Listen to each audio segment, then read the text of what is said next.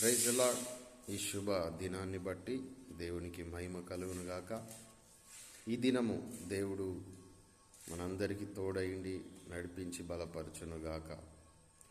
ఈ దినము దేవుని యొక్క వాక్యంలో పరిశుద్ధ బైబిల్ గ్రంథం నుండి యెషయా పుస్తకం 61వ అధ్యాయం 7వ వాక్యం, మీ అవమానమునకు ప్రతిగా రెట్టింపు ఘనత నొందుదురు. Praise the lord.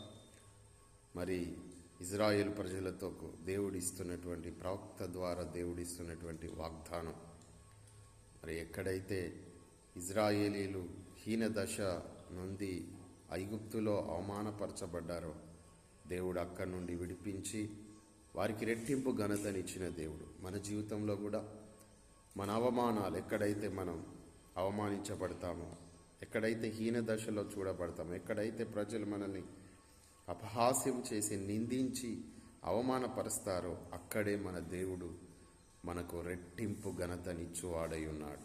ఆమేన్. మా జీవితంలో కూడా మందిరం మరి ప్రారంభంలో కట్టినప్పుడు, రేకులు ఎగిరిపోయినప్పుడు ఎన్నో అవమానాలు వచ్చాయి. వారందరి ఎదుట దేవుడు మమ్మలను రెట్టింపు ఘనతతో చక్కటి స్లాబ్ వేయించి చక్కటి మందిరాన్ని ఇచ్చి మమ్మలను ఘనపరిచాడు. కాబట్టి మన జీవితంలో మన నిందలన్నీ తొలగించి రెట్టింపు ఘనతకు పాత్రులుగా దేవుడు మనల్ని చేయునుగాక. యోసేపును కూడా అవమానించబడిన ప్రతి స్థలములో యోసేపును దేవుడు రెట్టింపు ఘనతగా హెచ్చించాడు. అట్టి కృప మనకు తోడైయుండునుగాక.